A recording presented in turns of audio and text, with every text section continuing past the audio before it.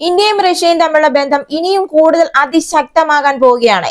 ഇന്ത്യയുടെ Hindustan aeronautics limited Russian aerospace സ്ഥാപനങ്ങളുമായുള്ള ആഴത്തിലുള്ള ആശ്വാസവും ദീർഘകാല പങ്കാളിത്തവും നേരത്തെ വീണ്ടും ഉറപ്പിച്ചിരുന്നു എന്ന് വേണം പറയാൻ. അതായത് ഇന്ത്യയും റഷ്യയും തമ്മിൽ പുതിയൊരു സംയുക്ത യുദ്ധവിമാന ജെറ്റ് പദ്ധതികൾക്ക് സന്നദ്ധത പ്രകടിപ്പിച്ചിരിക്കുകയാണ്. 2026 ആദ്യ പറക്കൽ ആസൂത്രണം ചെയ്തിരിക്കുന്ന F-35 ലൈറ്റനിംഗ് 2 ഇതിന് ഒരു എതിരാളിയായി റഷ്യ ഇപ്പോൾ റഷ്യയുടെ ചെക്ക്മേറ്റിനെ സ്ഥാപിക്കാൻ ഒരുങ്ങുകയാണ്. അതെ, റഷ്യയുടെ സിംഗിൾ എഞ്ചിൻ സ്റ്റെൽത്ത് ഫൈറ്റർ വിമാനമായ Su-75 ചെക്ക്മേറ്റ് ഉടൻ തന്നെ ബെഞ്ച് പരീക്ഷണങ്ങൾ ആരംഭിക്കും എന്നാണ് Rostec CEO Sergei Chemezov Dubai air ഷോയിൽ പറഞ്ഞത്. ഒരു പുതിയ വിമാനം വികസിപ്പിക്കുന്നതിന് ശരാശരി 10 മുതൽ 15 വർഷം വരെ ഗണ്യമായ സമയം ആവശ്യമാണ്. നമ്മുടെ വിമാനമാകട്ടെ പ്രായോഗികമായി പറക്കൽ ഘട്ടത്തിലാണ് എന്നും ഇദ്ദേഹം ഇപ്പോൾ വെളിപ്പെടുത്തിയിരിക്കുകയാണ്. റോസ്റ്റെക് വിമാനത്തിന്റെ പണി തുടരുകയാണ് എന്നും ഇതിന് ആവശ്യക്കാർ ഉണ്ടാകുമെന്ന് വിശ്വസിക്കുന്നുണ്ട് എന്നും ഇദ്ദേഹം കൂട്ടിച്ചേർക്കുകയും ചെയ്തു. Russian president Vladimir Putin India സന്ദർശിക്കാനിരിക്കുന്ന ഈ അവസരത്തിൽ മോദിയുടെയും പുടിന്റെയും കൂടിക്കാഴ്ചയ്ക്ക് മുമ്പേ Su-57 മാത്രമല്ല ഇപ്പോൾ റഷ്യയുടെ Su-75നെയും ഇന്ത്യക്ക് വേണ്ടി വച്ചു നീട്ടിയിരിക്കുകയാണ്. 2021 MAKS എയർ ഷോയിൽ ഇത് റഷ്യ അനാച്ഛാദനം ചെയ്തിരുന്നു. എന്നാൽ ഉക്രൈനിലെ നടന്നുകൊണ്ടിരിക്കുന്ന യുദ്ധം കാരണം ഇത് വൈകുകയായിരുന്നു. പ്രസിഡന്റ് വ്ളാഡിമിർ പുടിന്റെ ഇന്ത്യ സന്ദർശനത്തിനിടെ വ്യോമസേനയ്ക്കായി 5ാം തലമുറ Su-57 ജെറ്റുകൾക്കായുള്ള നിർദ്ദേശം മോസ്കോ ഗണ്യമായി പരിഷ്കരിക്കുകയും ചെയ്തു.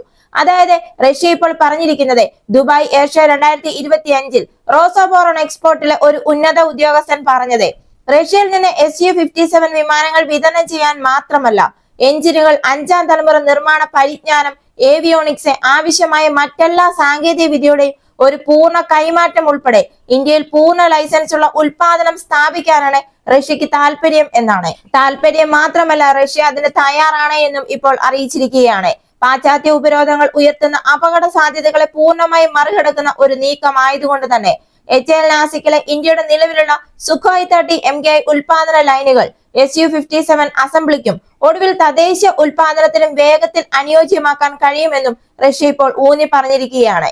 എന്തിനും തയ്യാറായി റഷ്യ ഇപ്പോൾ നിൽക്കുമ്പോൾ റഷ്യയുടെ ഈ പുതുക്കിയ റഷ്യൻ പ്രവർത്തന ശ്രേണി Su-57 അപ്പുറം പോയി ഒരൊറ്റ എഞ്ചിനുള്ള Su-75 ചെക്ക്മേറ്റിലേക്ക് ഉൾപ്പെടുത്തിയേക്കാം എന്നുള്ള വാർത്തകളൊക്കെ ഇപ്പോൾ പുറത്തു വരുന്നുണ്ട്. റഷ്യ ഇപ്പോൾ ഓഫർ ചെയ്തിരിക്കുന്ന ഈ സംയുക്ത വികസനവും എല്ലാം മാറ്റിമറിക്കുന്നു എന്ന് വേണം പറയാൻ. അതായത് യഥാർത്ഥ ഉടമസ്ഥാവകാശമാണ് ഇത് ഇന്ത്യക്ക് നൽകുന്നത്. അമേരിക്ക നയിക്കുന്ന ഉപരോധങ്ങളിൽ നിന്ന് പരിപാടിയെ സംരക്ഷിക്കുകയും ചെയ്യുന്നു. കൂടാതെ make in India, Atmanirbhar Bharat എന്നിവയുമായി ഇത് പൂർണ്ണമായും യോജിക്കുകയും ചെയ്യുന്നു. അതേപോലെ തന്നെ Su-75ന്റെ പ്രാദേശിക ഉൽപാദനം താങ്ങാവുന്ന വിലയിൽ ഇന്ത്യയുടെ 5ാം തലമുറ വിടവ് നികത്തുക മാത്രമല്ല ബ്രഹ്മോസ് ചെയ്തതുപോലെ കോടിക്കണക്കിന് കയറ്റുമതി വരുമാനമാണ് ഇന്ത്യക്ക് ഉണ്ടാക്കി നൽകുന്നത്. വികസിപ്പിച്ചുകൊണ്ടിരിക്കുന്ന ഇരട്ട എഞ്ചിൻ AMCൽ നിന്ന് വ്യത്യസ്തമായി സിംഗിൾ എഞ്ചിൻ Su-75 തികച്ചും വ്യത്യസ്തമായ ഒരു ലൈറ്റ് മീഡിയം പങ്കാണ് വഹിക്കുന്നത്. രണ്ട് പ്രോഗ്രാമുകളും പരസ്പരം മത്സരിക്കുന്നതിന് പകരം പൂരകമാകും എന്നാണ് റഷ്യയും ഇന്ത്യയും ഇപ്പോൾ പറയുന്നത്. ഡിസംബറിൽ Russian president Vladimir Putin India സന്ദർശിക്കാൻ ഒരുങ്ങുമ്പോൾ ന്യൂഡൽഹി ഒരു തന്ത്രപരമായ തീരുമാനത്തെയാണ് ഇപ്പോൾ അഭിമുഖീകരിക്കുന്നത്. ഒന്നുകിൽ പരിചിതമായ അല്ലെങ്കിൽ ചെലവേറിയ റാഫേൽ റൂട്ടിൽ തന്നെ തുടരുക, അല്ലെങ്കിൽ റഷ്യയുടെ ഉപരോധ പ്രൂഫ് പൂർണ്ണ സാങ്കേതിക കൈമാറ്റമായ Su-57 ഓഫർ സ്വീകരിക്കുക, അല്ലെങ്കിൽ Su-75 വിമാനം സഹകരിച്ച് വികസിപ്പിച്ച് ലോകത്തിന് കയറ്റുമതി ചെയ്യുക. എന്തായാലും ലോക രാജ്യങ്ങളുടെ എല്ലാം കണ്ണുകൾ ഇപ്പോൾ മോദിയുടെയും പുടിന്റെയും കൂടിക്കാഴ്ചയിലാണ്. ഇവിടെ ചില വലിയ കരാറുകൾ ഒപ്പുവെക്കും എന്നാണ് പ്രതീക്ഷിക്കുന്നത്. ഇതുപോലെയുള്ള പ്രതിരോധ വാർത്തകൾക്ക് വേണ്ടി മറക്കാതെ ഈ ചാനൽ സബ്സ്ക്രൈബ് ചെയ്യുക. ഈ വീഡിയോ ഇഷ്ടമായെങ്കിൽ ലൈക്ക് ചെയ്തിരിക. മറ്റൊരു വീഡിയോയുമായി വീണ്ടും കാണാം.